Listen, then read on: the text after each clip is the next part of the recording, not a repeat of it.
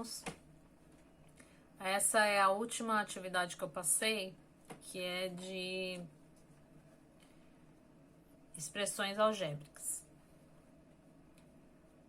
que eu passei lá no Classroom. Então, nós vamos fazer a correção. Então, tava lá. Tem a linguagem usual, que é a escrita, né? A forma escrita. E tem a linguagem matemática, que são os números, com as letras, neste caso. Então, copie o quadro no caderno e complete-o. Então, na linguagem usual, o quíntuplo de um número. Quando a gente fala o quíntuplo de um número, nós estamos falando que ele está multiplicando esse número por 5. Então, 5 vezes, como nós não sabemos o número, nós colocamos a variável x. Nós colocamos essa letrinha para representar esse número que nós não sabemos. Aqui não há necessidade de você marcar o sinal de multiplicação, colocando simplesmente 5x. Nós sabemos que esse número está multiplicando a variável x. O segundo, o quadrado de um número. Quando a gente fala o quadrado de um número, nós estamos falando de potência, né? O número ao quadrado é a mesma coisa, tá? Então, como a gente não sabe o valor, ele está falando que é um número, mas não está dizendo qual, nós colocamos a letrinha para representar esse número. Então, nós colocamos x ao quadrado.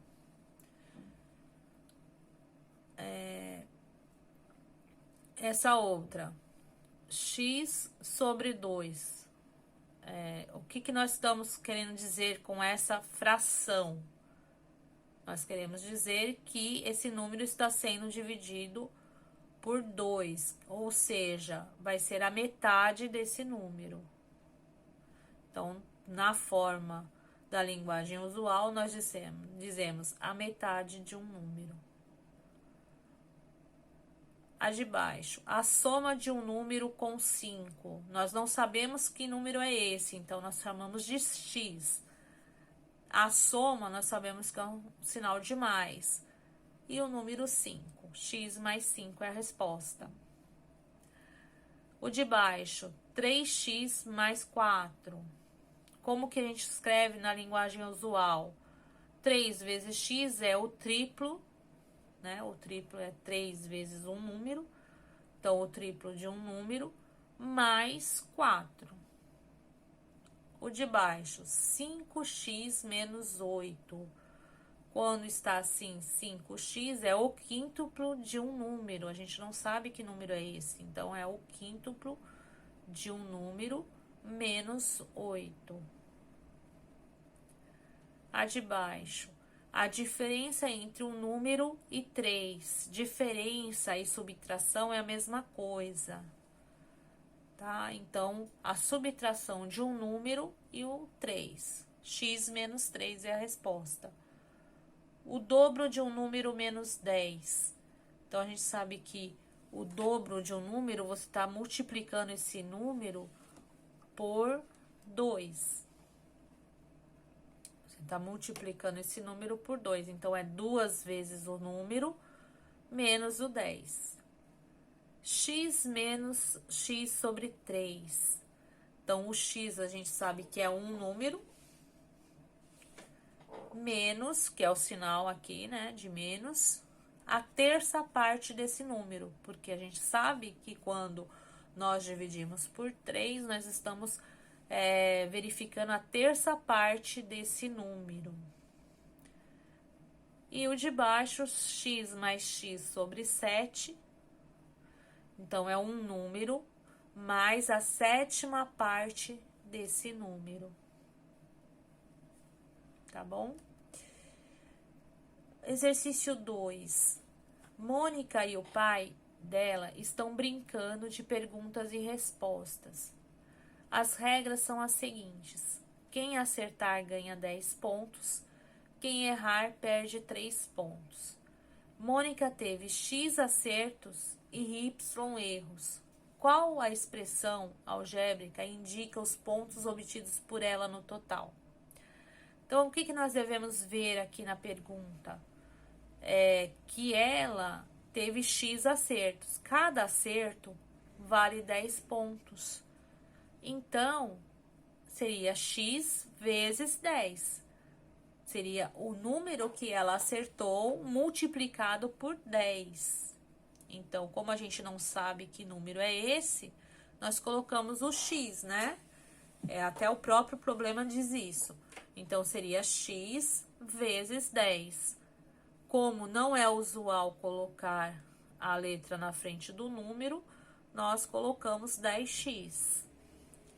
Y erros. Cada erro vale 3 pontos. Então, como nós não sabemos a quantidade de erros dela, vai ser Y vezes 3. Porque cada erro vale 3 pontos. Ela perde, né?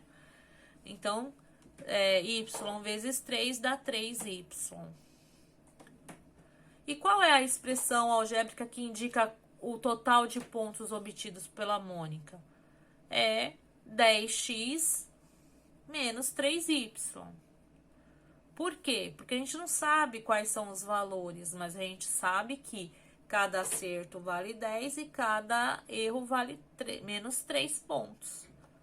Então, nós juntamos o 10x menos os 3y, para dar a expressão que indica os pontos obtidos pela Mônica. A terceira questão.